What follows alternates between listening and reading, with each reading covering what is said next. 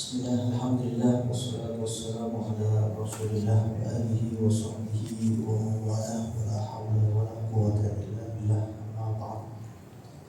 Allahumma ja'al ayyamana ayyama rasulillah wa ayyana rasulillah wa ja'al sabahana sabah as-salihin wa masa'ana nisa as-salihin wa al-hajna as-salihin. Allahumma inna nas'aluka ilman la yunsa' wa nafi'an mubarakan fihi wa faqihna fi din wa 'ilman ta'wil. Allahumma arina al-haqqa haqqan warzuqna ittiba'ah wa arina al-batila batilan warzuqna ijtinabah. Allahumma ja'alna mimman yastami'una al-qawla fayattabi'una ahsanahu. Sallallahu alaihi Muhammad wa ala alihi wa sahbihi wasallam. Alhamdulillahi rabbil alamin. Al-Fatihah.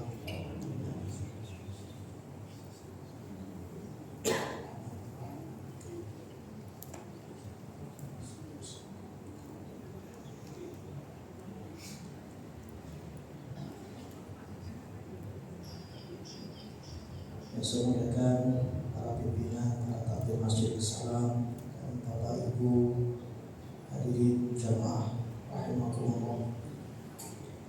Siang ini kita membahas tentang nasab keluarga Rasulullah SAW, tentang ayah, kakek, nenek moyang Rasulullah SAW.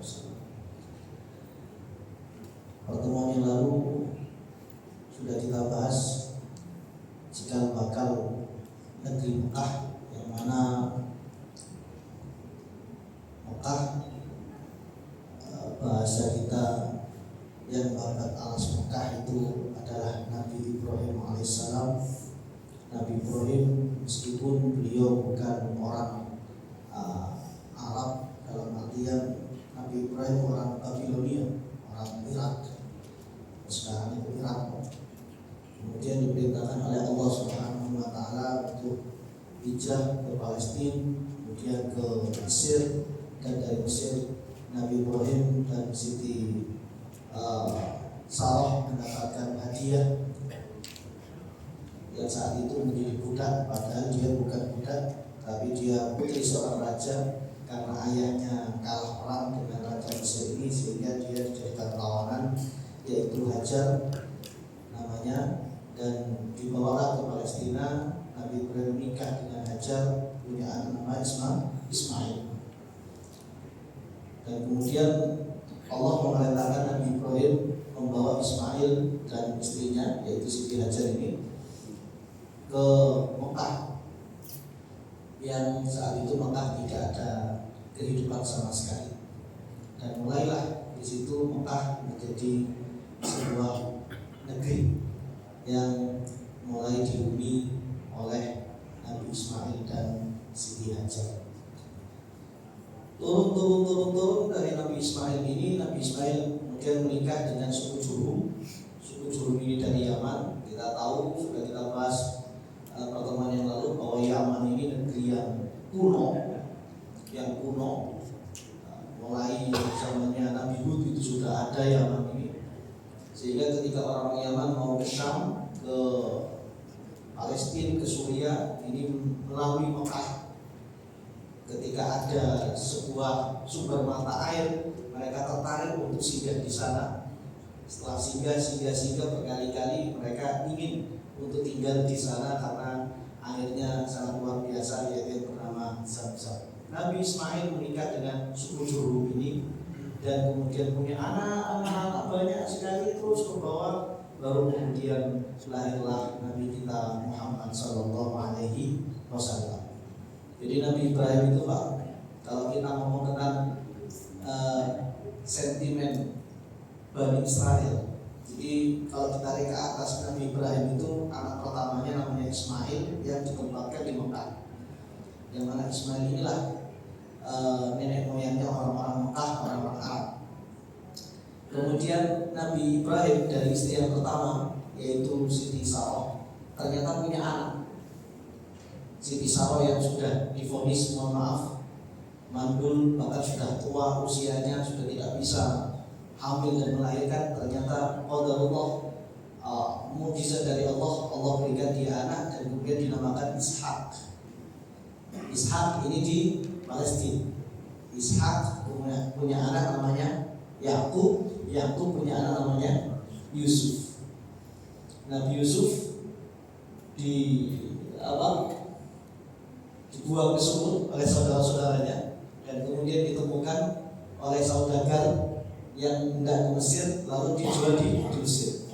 Ternyata Nabi Yusuf sukses di Mesir dan kemudian diboyonglah Bani Israel ini yang awalnya dari Palestina, daerah Palestina sana itu Syam, dibawa ke Mesir. Nah, nanti turun Nabi Musa. Tapi kita tidak bahas itu. Kita membahas yang Nabi Ismail. Nabi Ismail nanti turun ke bawah lahirlah Nabi Muhammad SAW. Sehingga Nabi Muhammad ini keturunan Nabi Ibrahim alaihissalam dari jalur Nabi Ismail. Makanya kenapa orang-orang Yahudi, orang-orang Nasrani, orang-orang Israel tidak suka dengan orang Islam? Kenapa? Karena memang bukan dari jalur keturunan mereka. Nabi Muhammad ini. Nabi Muhammad itu adalah Ismail itu Hajar.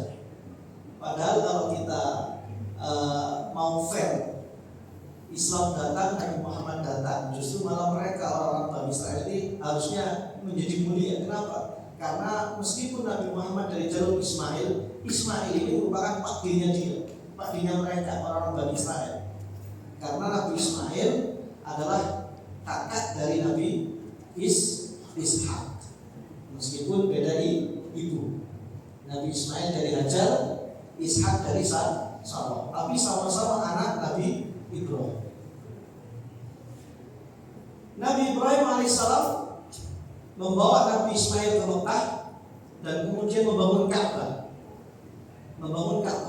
Di surat Al-Baqarah Allah menyebutkan wa idh yarfa'u Ibrahim al-qawa'ida minal baiti wa Ismail rabbana taqabbal minna.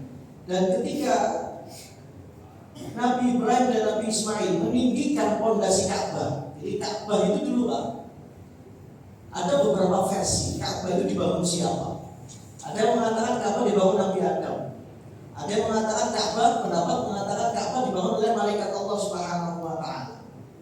Ketika malaikat-malaikat itu sedikit sentimen kepada makhluk yang Allah wakilkan di bumi ini. Jadi sebelum manusia diciptakan, Allah sudah menciptakan makhluk yang mana makhluk itu tinggal di bumi ternyata membuat keonaran, tidak melestarikan bumi, membuat keonaran, saling bunuh dan sebagainya. Lalu Allah berfirman kepada malaikat, wa idh qala rabbuka lil malaikati inni ja'ilun fil ardi khalifah. Malaikat, saya akan menciptakan makhluk baru yang nanti makhluk ini akan saya jadikan wakil saya di bumi. Kemudian malaikat karena sentimen dengan makhluk yang lama dulu yang ada di bumi ini, malaikat kemudian berdiskusi dengan Allah. Kalau kalimat mendebat itu kurang tepat ya? Karena malaikat itu tidak pernah memeli ke Allah. Apa memeli itu? Debat, bantah itu nggak pernah malaikat. Jadi kalau diartikan ada sebagian ustaz, malaikat mendebat Allah itu nggak pantas kalimat itu. Nggak pantas kalimat itu. Itu kalau malaikat Israel kemudian nggak terima, bahaya yang mengatakan tadi itu. Malaikat mendebat Allah. Malaikat berdiskusi dengan Allah. Qalu ataj'alu fiha man yufsidu fiha wa yasfiku dima. Allah, apakah engkau akan ciptakan makhluk yang merusak dan saya membunuh lagi di muka bumi itu? Kemudian Allah menyatakan, oh tidak, makhluk yang akan saya ciptakan ini yaitu manusia, aku bekal dengan ilmu pengetahuan. Wa 'allama Adama al-asma'a kullaha tsumma 'aradahum 'ala al-malaikati faqala anbi'uni. Jadi manusia itu Pak diberi kelebihan oleh Allah mengerti apapun, beda dengan malaikat. Jadi ketika Nabi Adam diciptakan oleh Allah diberi pengetahuan sehingga ngerti apa saja, nama apapun ngerti manusia itu. Dan itu kemudian diberikan pertanyaan itu kepada malaikat, ambiuni, coba kamu malaikat ngerti gak? Seperti Adam ini nggak ngerti ya.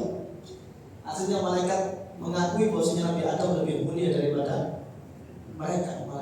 Sehingga Allah memerintahkan malaikat untuk sujud. Sujud di sini bukan sujud ibadah, tapi sujud penghormatan.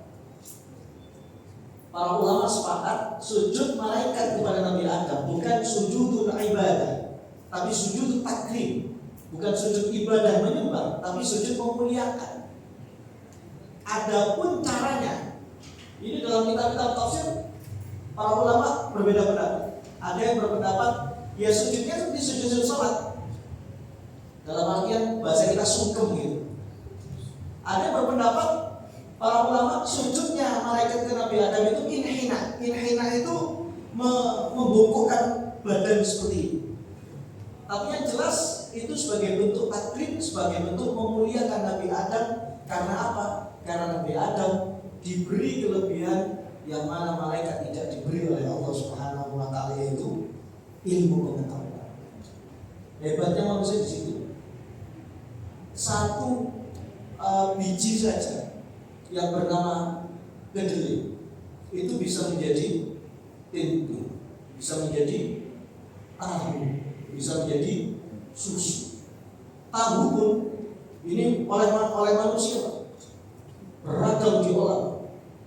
Ada tahu genjot, ada tahu isi, ada tahu tek, ada tahu telur, ada tahu apa lagi? Tahu bulat, dan tahu-tahu yang lainnya yang kita tidak tahu. Malaikat bukan semerah. Perbedaan tahu tek sampai tahu telur itu ngerti malaikat.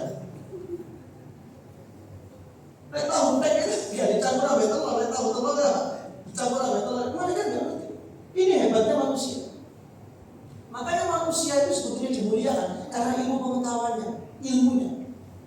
Hanya saja terkadang ilmu ini, namun ilmu yang diberikan oleh Allah Subhanahu wa taala kepada manusia ini ternyata oleh manusia ada manusia yang diberikan oleh ilmu oleh Allah mempunyai dampak positif dan dampak negatif.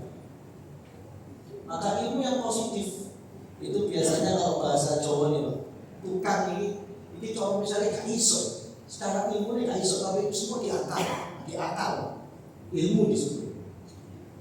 Tapi ada ilmu yang digunakan oleh manusia untuk hal yang negatif. Ngakali bahasanya, ngakali, bujuk ya, itu dengan ilmu. Maka inilah kemudian malaikat mengakui bahwasanya Nabi Adam ini makhluk yang diciptakan oleh Allah, makhluk baru yang mempunyai keistimewaan. Kemudian malaikat bertobat kepada Allah karena malaikat sempat mengucapkan diskusi tadi kepada Allah, suudzon kepada Nabi Adam atau manusia ini, apakah engkau jadikan lagi Allah makhluk di muka bumi ini yang suka merusak dan saling membunuh. Malaikat kemudian tawaf di Baitul Ma'mur. Baitul Ma'mur itu pusatnya di langit sana. Tawaf selama 7 kali di Baitul Ma'mur, dan kemudian Allah menyatakan, wahai malaikat, kamu tidak salah dan aku maafkan. Bangun rumahku yang ada di dunia. Agar apa? Agar nanti anak cucu Adam ketika mereka salah dan mereka berputar selama 7 kali di rumahku yang di bumi itu, maka akan aku ampuni dosa-dosa. Maka kemudian malaikat membangun Ka'bah. Yang mana Ka'bah itu lurus dengan Baitul Ma'mur. Makanya orang yang dia itu setelah tawaf, setelah haji, setelah umrah itu dia ampuni dosa oleh Allah Subhanahu. Makanya banyak orang yang kadang dosa akhirnya umrah. Ya kamu kalau tujuannya tak akan menjadi lebih baik lagi. Kalau tujuannya hanya untuk media sosial dan sebagainya, ini yang keliru. Ketika zaman Nabi Nuh, Ka'bah ini ambrol, fondasinya rusak, dindingnya rusak. Datanglah Nabi Ibrahim alaihissalam ke Mekah. Yang kemudian Nabi Ibrahim dalam surat Al-Baqarah tadi yang saya baca, Nabi Ibrahim diperintahkan oleh Allah untuk meninggikan bangunan Ka'bah, fondasi dan dinding Ka'bah ini. Setelah membangun, Nabi Ibrahim berdoa, Rabbana taqabbal minna innaka antas samiul alim. Ya Allah, terimalah ya Allah ini yang sudah kita lakukan untuk Engkau ya Allah, membangun lagi Ka'bah dengan Nabi Ismail. Kemudian doa berikutnya Nabi Ibrahim doa ini, Rabbana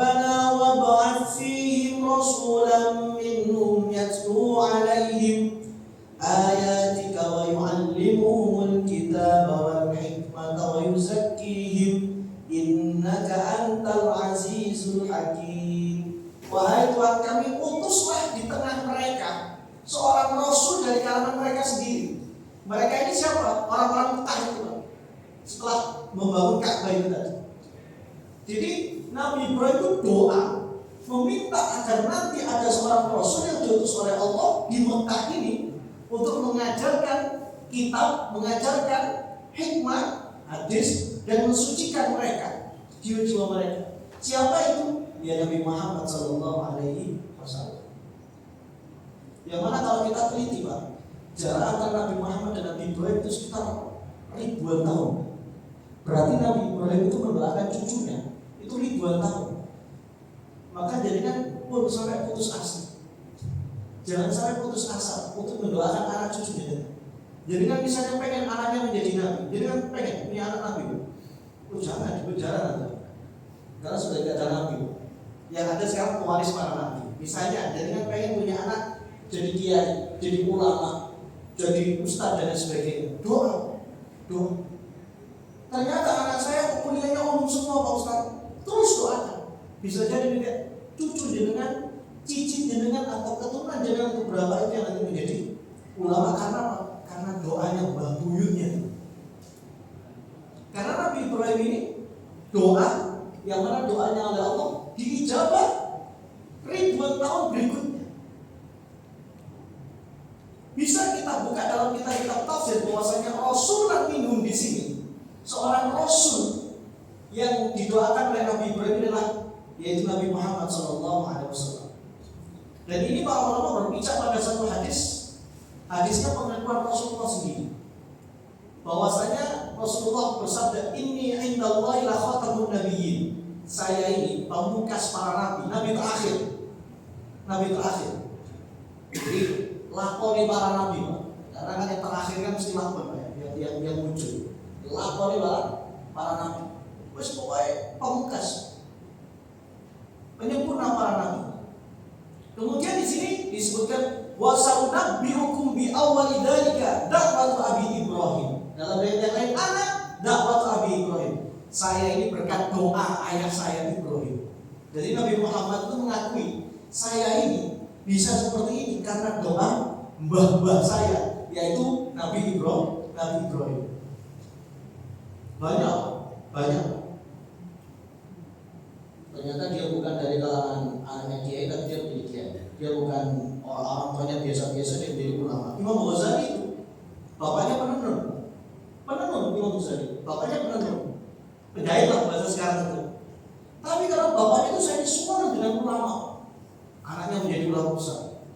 Al-Ghazali. Siapa yang tidak kenal Al-Ghazali? Imam Al-Ghazali bukan Al-Ghazali artis, bukan. Imam Al-Ghazali. Ada lagi Imam Bukhari. Bapaknya Imam Bukhari itu orang biasa, bukan ulama. Muhammad bin Ismail. Ismail ini biasa, tapi karena senang dengan ulama, senang ngaji seperti ini, anaknya menjadi ulama, Imam Al-Bukhari. Jadi terus dengan senang kepada ilmu, senang kepada ulama, dengan terus berdoa kepada Allah, maka insya Allah nanti akan ada anak cucu dengan yang dia insya Allah bisa menjadi amal jariah dengan ilmu-ilmunya.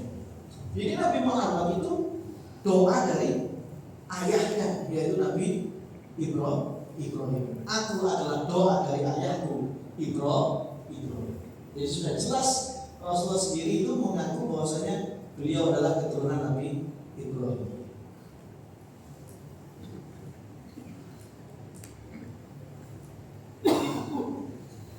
Kemudian nasab Nabi Muhammad sampai Rasulullah.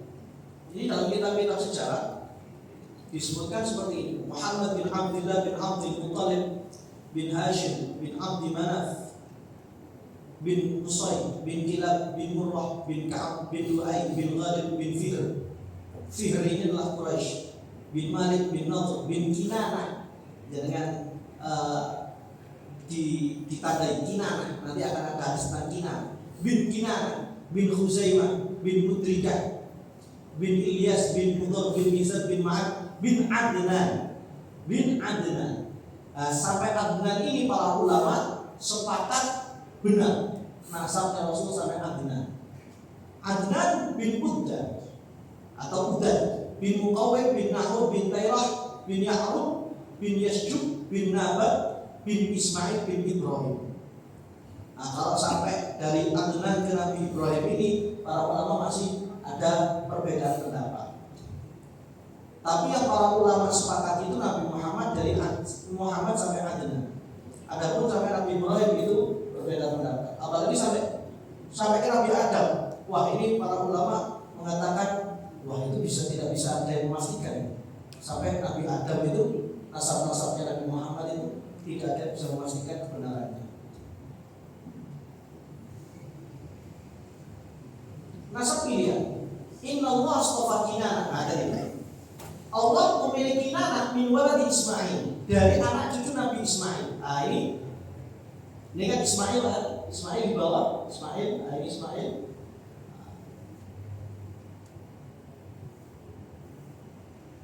Ini Ismail.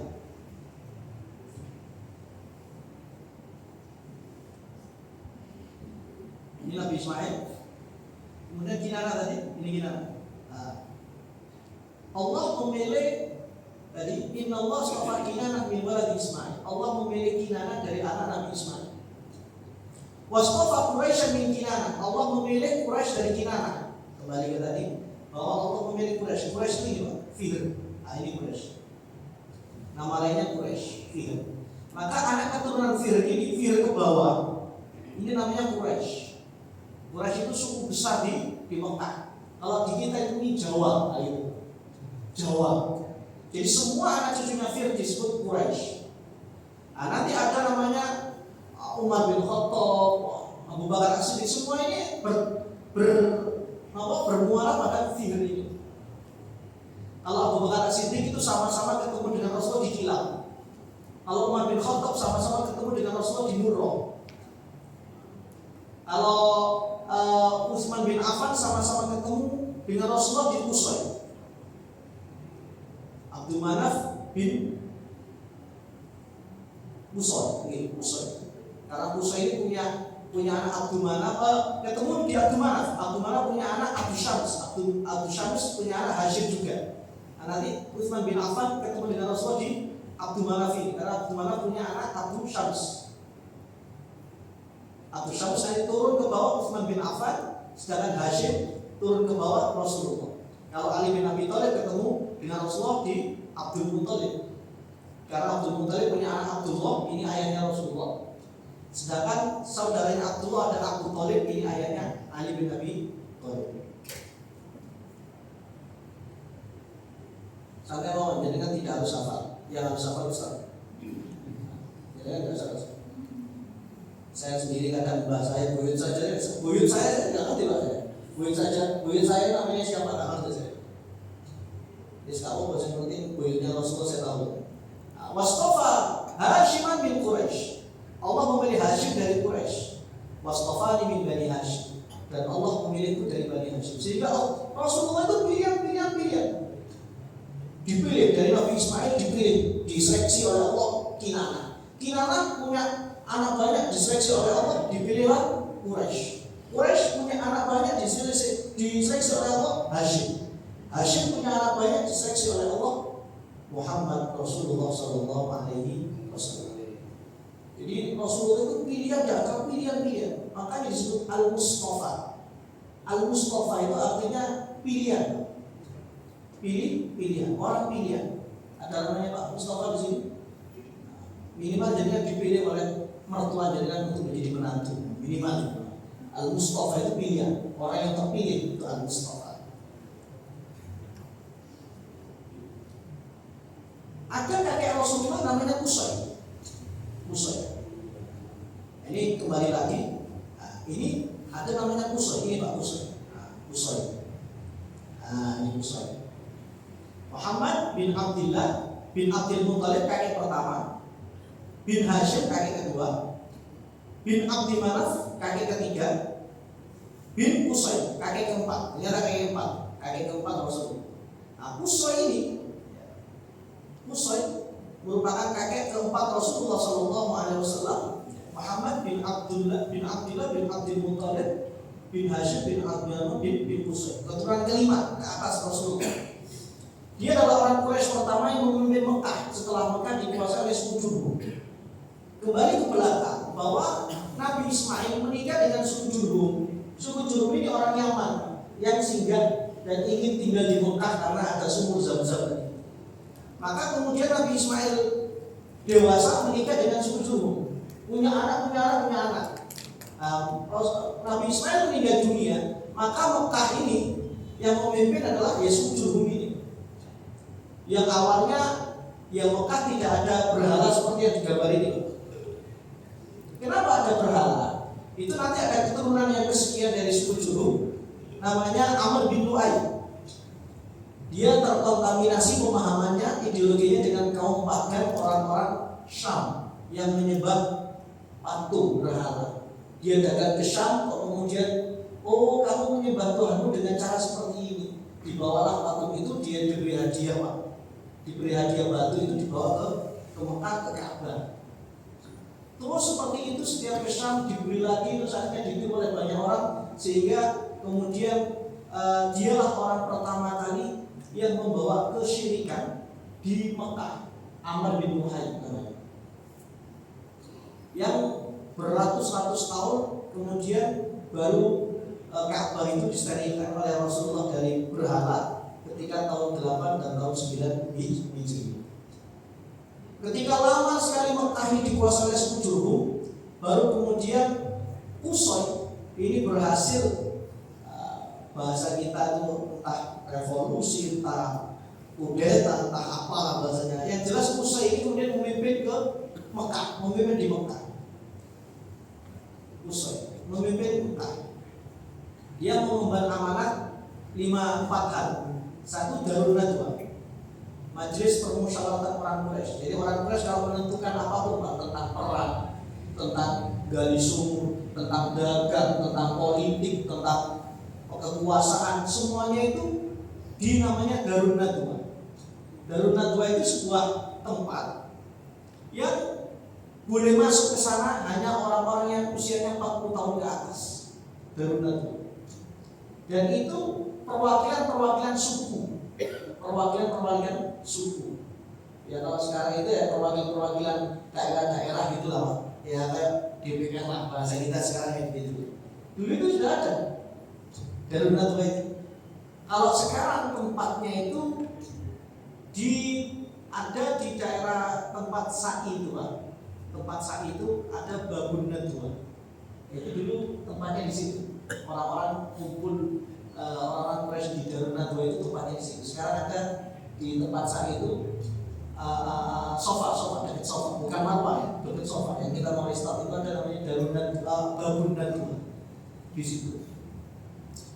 Kemudian liwat maju peperangan, hijabah kunci Ka'bah, siqayah ifadah, menjamu orang-orang haji.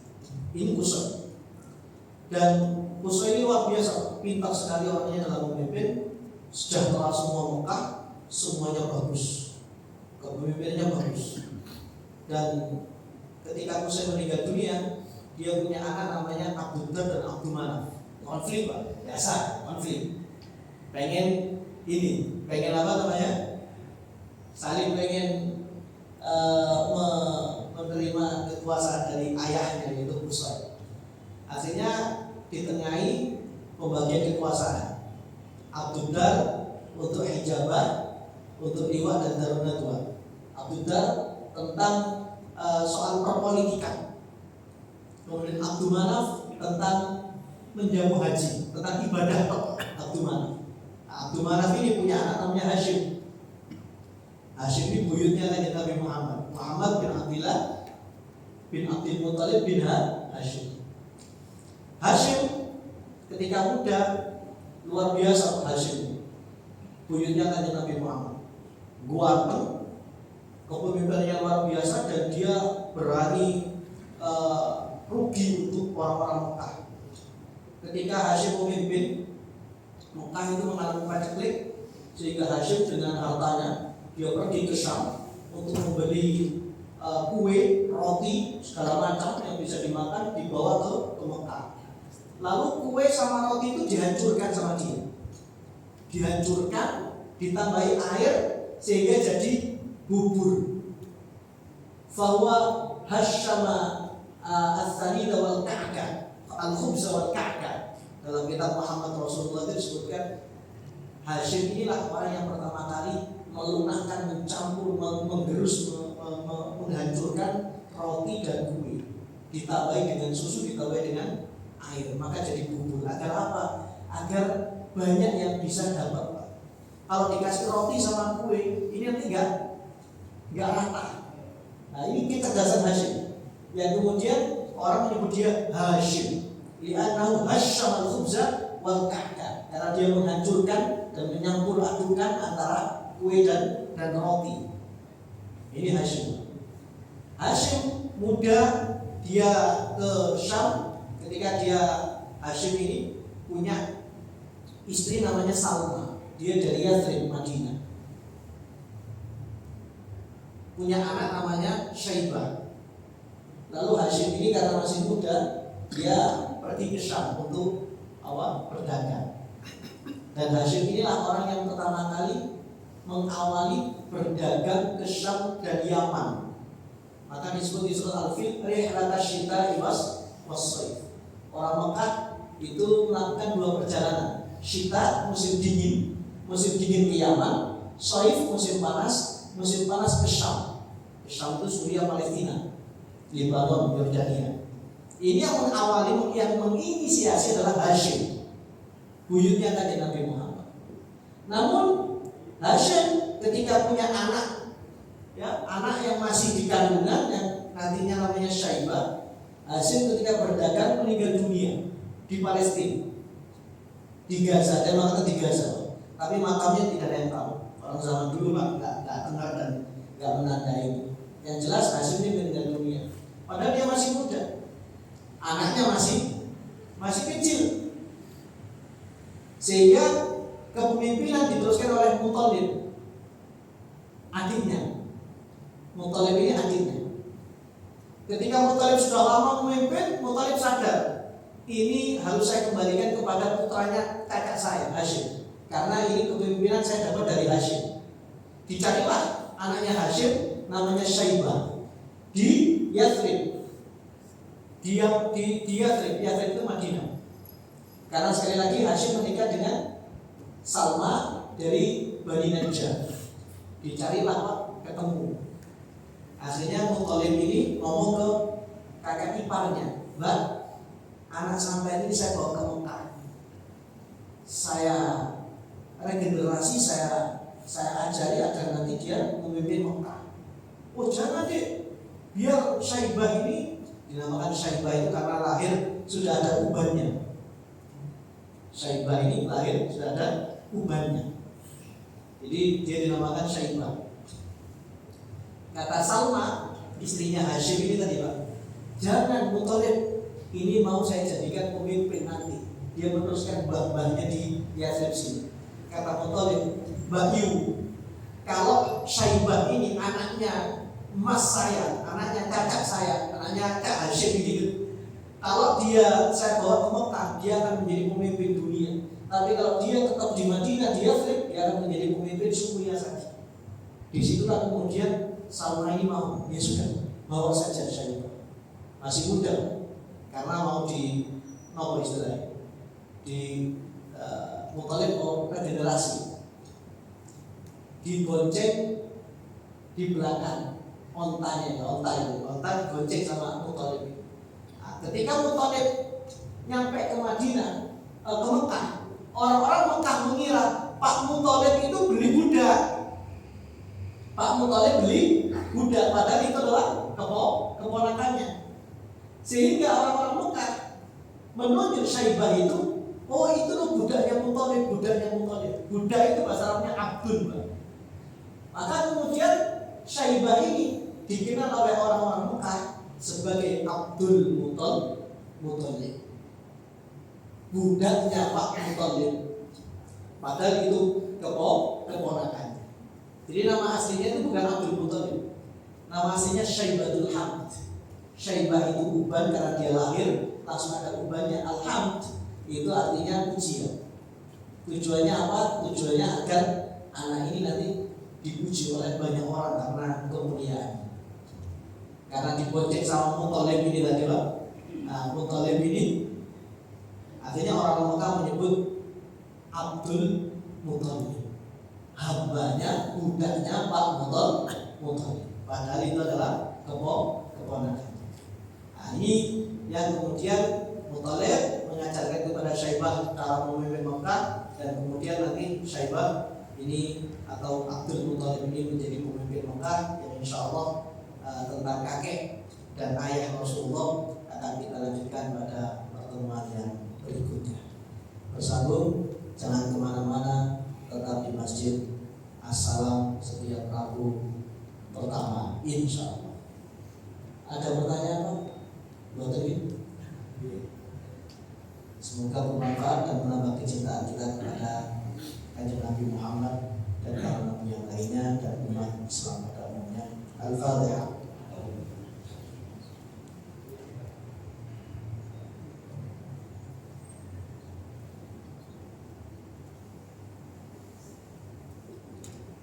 Subhanallah wa bihamdika, asyhadu an la ilaha illa anta, astaghfiruka wa atubu ilaik. Terima kasih untuk yang menonton. Assalamualaikum warahmatullahi wabarakatuh.